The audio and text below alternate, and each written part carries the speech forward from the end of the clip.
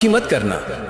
लोग क्या सोचते हैं ये उनका कर्म है, पर तू क्या करता है यही तेरा धर्म है। हर किसी को खुश रखना तेरी जिम्मेदारी नहीं, क्योंकि जो सत्य के मार्ग पर चलता है वो भीड़ की नहीं, मेरे आशीर्वाद की परवाह करता है। जो आज तुझे नकार रहे हैं कल वही तेरी तारीफ करेंगे, क्योंकि जब समय बदलता है तो लोगों की सोच भी बदल जाती है।